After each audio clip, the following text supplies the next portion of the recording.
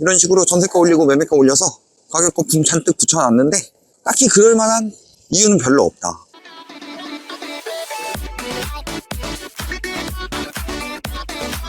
이번에는 불당 신도시를 가봤습니다. 사실 뭐 진짜로 돈 벌어 먹고 그런 목적이라면은 강남이나 맨날 갔겠죠. 그런데 궁금해 하시는 분들 많고 당하시지 말라고 하는 거고, 특히 불당 같은 경우는 지금도 뭐 모르시는 분들도 굉장히 많다고 하는 거 보면은 아시는 분들만 알죠. 이제 충청도 쪽 여기 사시는 분들, 혹은 뭐 그래도 천안이나 아산 이쪽에 좀 관심이 있으신 분들, 이런 분들이나 좀 아는 정도인데 생각보다는 발전이 되어 있습니다. 이런 것까지 투기가 많이 들어갔죠. 사실 신도시라고 하기에는 약간은 좀 지났고, 그렇다고 구도시라고 하기에는 좀 또 굉장히 좀 세핑한 부분도 있는 그런 도시인데, 여기가 이제 그 충청도 쪽에서 대전, 세종 빼고 가장 발전된 도시였죠. 여기는 뭐 코로나 이후뿐만이 아니라 그 이전부터 많이 거품이 끼었던 곳인데, 여기를 한번 가봤습니다. 지방에서 만들어지는 신도시, 혹은 신도시까지는 아니더라도 택지지구, 이런 것들이 다 여기 같은 느낌으로 올렸다. 그나마 성공적인 곳이 불당 신도시였는데, 혁신도시니 뭐 내포 신도시 뭐 이런 되게 여러가지 있는데 다 망했죠. 그나마 성공적이었던 건데 여기도 많이 빠지고 있다. 그래서 여기 한번 봅시다. 자, 일단은 천안, 아산 이렇게 있는데, 천안 서쪽에 이쪽에 있는 곳이 불당 신도시고요. 그래서 천안 아산역 위쪽부터 이제 산업단지 밑에까지 여기가 불당 신도시다. 그래서 보시면은 이렇게 생겼습니다. 불당동, 백석동, 신방동 및 아산시 탕정면 1원에 조성되었다. 그래서 기존 불당지구와 함께, 그래서 불당 신도시도 뭐 아시는 분들은 1신도시, 2신도시 느낌으로 해서 먼저 개발된 곳이랑 조금 있다가 개발된 곳, 이런 상황이 있는 거죠. 그래서 가장 먼저 밑에서부터 위로 올라가 봤어요.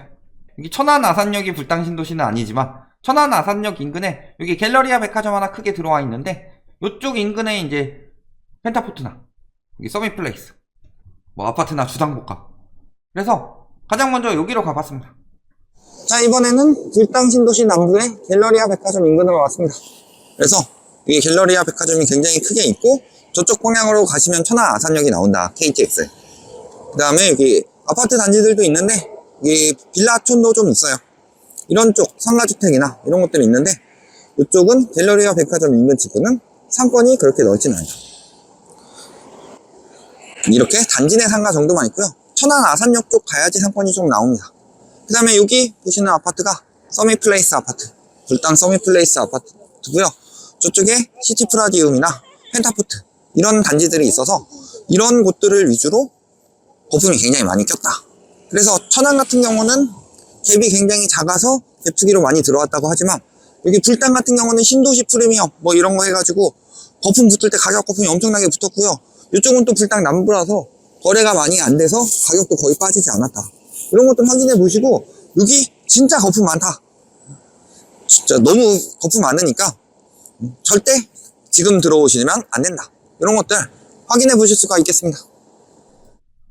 자, 그래서 천안 같은 경우가요, 갭이 굉장히 작아서 갭 투기가 많이 들어갔는데, 불당은 조금 예매다.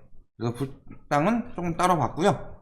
보시면 여기 갤러리아 백화점 이쪽이 불당 신도시 완전 남부 쪽이라서요, 보시면 여기 백화점 있는데 이쪽에 아파트 보이고 이쪽에 녹지죠. 이쪽도 조금만 지나가면 마찬가지고. 그러니까 여기까지는 뭔가 번지기가 힘든데, 다행히 여기 백화점하고 여기 있으니까 여기 근처에도 거품이 많이 낀 거죠. 그래서 보시면은 비쌀 때 여기 막 8억, 7억, 9,500 거의 뭐 여기까지 올라갔다가 지금 조금 빠진 상황이에요. 요 정도 하던 게 갑자기 튀어가지고 요만큼 빠진 거죠. 여기도 한 요 정도 하던 게 튀어가지고 요만큼 빠진 거죠. 앞으로 한참 더 빠져야 되는 상황인 거죠.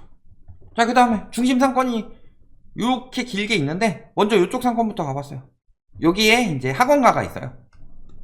이쪽에 학군이 이렇게 나와 있어서 불당중 같은 경우가 과거에 전국 학업 성취도 평가에서 꽤 좋은 성적을 낸 적도 있을 만큼 저쪽이 이제 중심 학군이라고 볼 수 있는데, 이쪽에 이제 좀 학원가, 그 다음에 먹자골목 같이 형성되어 있고요. 그래서 좀 보시면은 이렇게 상권이 이렇게 니은자로 있고요. 그 다음에 아파트가 이 바깥쪽에 이렇게 크게 몰려있다. 이렇게 보시는 게 맞겠죠. 그래서 일단은 여기부터 가봤습니다. 자, 이번에는 불당 아이파크 앞에 왔습니다. 여기가 이제 한 1000세대 정도 되는 아파트로 뒤쪽에 이제 불당 초등이나 혹은 월봉고 이런 중심 학교들이 있어서 학군이 좋은 곳이고요. 여기 보시면은 근처에 학원이 굉장히 많습니다.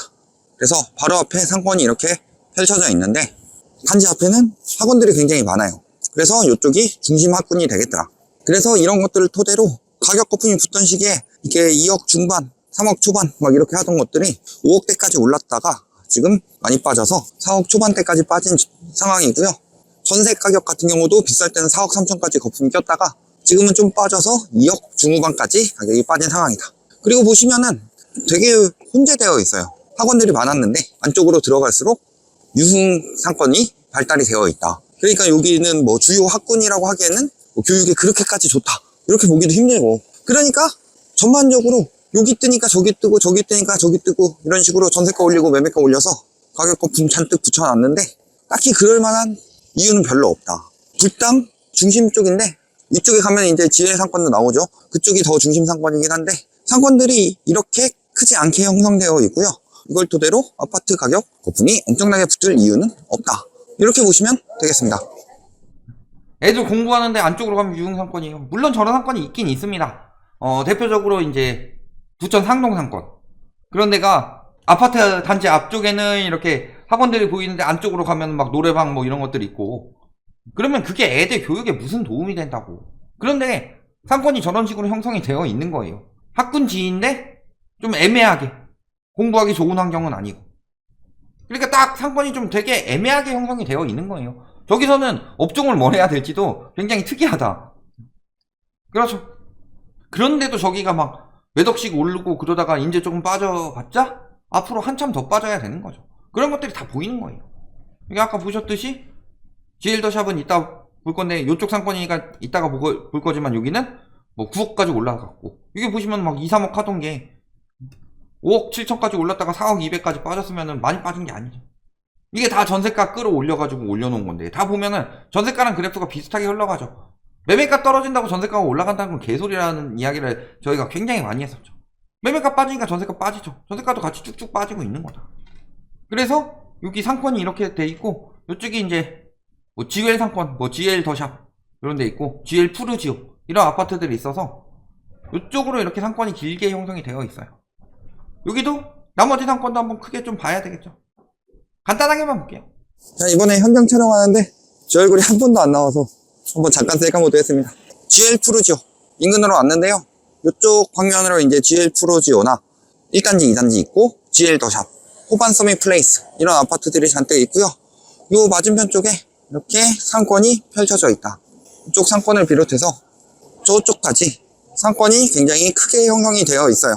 그리고 간간히 공실이 보이긴 하지만 전반적으로는 유동 인구도 좀 있고 사람도 많이 찬 상권이다.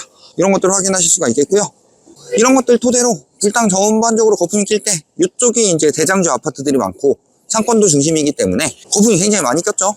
그래서 많이 올라갈 때는 뭐 10억, 9억 이렇게까지 올라갔다가 지금 많이 빠져서 한 6, 7억 정도로 빠진 상황이 있고요. 전세가 같은 경우도 비쌀 때는 6, 7억 이렇게까지 올라갔죠. 호가 거래 제외하고. 그랬을 때 지금은 한 4, 5억대까지 빠진 상황이다. 그래서 전반적으로 거품이 빠지고 있는 중이고, 여기 상권은 굉장히 넓게 되어 있어서 아까 그 찍었던 불당 아이파크까지 연결이 되어 있어요. 그래서 약간의 거리는 있지만 거의 연결되어 있다. 이렇게 보시면 되겠고, 이 안쪽에도 보시면 굉장히 활성화가 되어 있는 부분도 있는데 비싸죠. 사실 이렇게 상권들 잘 이용하기 위해서는 지금 집값이 어느 정도 떨어졌으니까 사람들이 들어올 수 있는 사람들이 여유가 생기니까 가능한 건데, 불당은 천안에서 신도시라고 가격 거품이 너무 많이 붙어놨어요. 그래서 전반적으로 지금 빠지고 있는 중인데 아무래도 구도심과는 다르게 약간 신도심 느낌이 나고, 여기는 또 불당 중에서도 신불당 쪽이라서 조금 더 신도시 느낌이 나긴 하지만 그렇다고 해서 그 가격이 정당화되는 건 아니고, 가격이 진짜 정상화될 때까지는 좀 많이 기다리셔야 되겠다. 아직도 굉장히 비싸다. 이렇게 보시면 되겠습니다. 자, 그나마 활성화되어 있다는 거지. 아까 보셨지만 웬만한 상권, 수도권 상권에 비하면 사람이 적죠. 가격을 저렇게 올려서 사람들이 여유가 없는데 상권을 이용할 그런 상황이 얼마나 되느냐. 천안에서 대중교통을 이용해서 서울까지 가보자. 얼마나 걸릴까요? GTX 못지않은 KTX가 있으니까 KTX 타고 가자. 아까 지도를 보셔서 알겠지만 천안 아산역은 불당 신도시에서도 웬만한 중심지랑은 거리가 좀 있습니다. 천안역도 멀고 사실.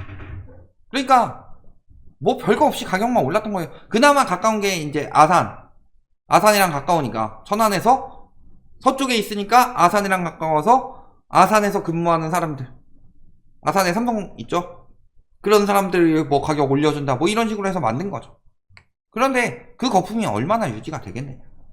보시면은 여기도 상권이 이렇게 니은자 형식으로 크게 되어 있는데 요 인근 아파트들 쭉쭉 오르다가 이게 한 4억 하던 거예요. 4억 하던 게 갑자기 쭉 올라서 8억 9천, 그러다가 7억, 아직 한참 더 빠져야 되죠.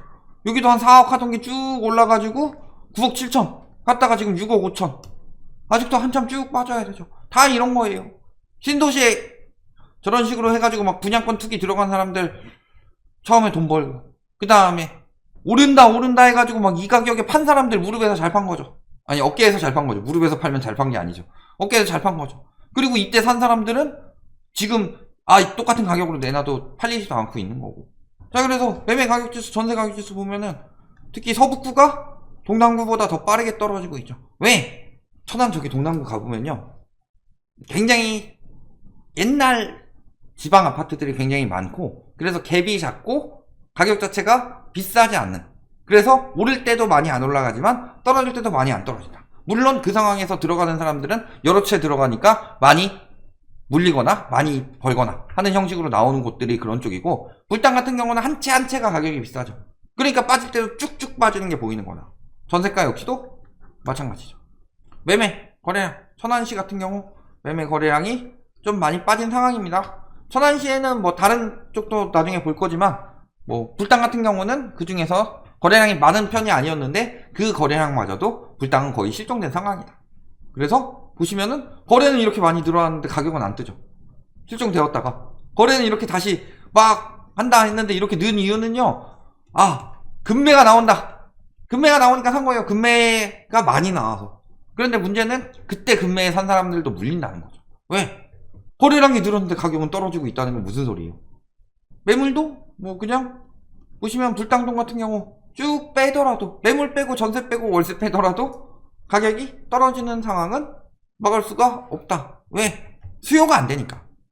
나 그 가격에 못 팔아 하는데 수요는 어차피 지금 가격에 못 사니까요. 그리고 공급도 천안은 늘어나고 있고 서북구는 내년에 엄청나게 나올 예정이다. 이런 것도 보시면은 다 나오죠. 여러 가지 징조들이 다 나오고 있어요. 거래량이 늘어난다고 해서, 금리가 조금 떨어진다고 해서, 매물이 조금 들어간다고 해서 살아난 상황이 아니에요. 물론 그럴 때 그럴 수 있다고 저희는 계속 이야기를 했었고, 공급 부족 이야기를 할 때 매물이 계속 엄청나게 늘고 있었다, 공급 부족이 아니었다는 걸 증명한 거지, 매물이 다시 줄어든다고 해서 집값이 오르는 건 아니에요. 매물이 줄어드는 상황은 규제 완화해주고 금리 낮춰주고 하면 매물이 일시적으로 줄어들 수는 있어요. 그게 억지로 누르고 있으니까 그래 보이긴 한데, 그럼에도 불구하고 집값 변동이 상승으로 가지 않고 계속 떨어진다 라고 하면 매물은 점점 늘어날 수밖에 없다. 거래량은 당연히 하락기 때 시작할 때나 완전히 줄어드는 거지 계속 줄어들 수는 없는 상황이에요. 이런 것들 보시면요, 지방의 중심 이런 것들도 계속 떨어지고 있어요. 그런데 살아나긴 뭘 살아나냐? 서울의 중심은 살아났냐? 아니죠. 그런데 뭐 벌써 바닥 이야기를 하고 있어요. 이런 것들 보시면은 다 보인다. 특히 지방 쪽 같은 경우는 어떤 식으로 뛰었다가 외지인 수요들 쭉 빠지고 어떤 식으로 빠지는지, 이런 것들 답이 다 나와 있다. 이렇게 보시면 되겠습니다.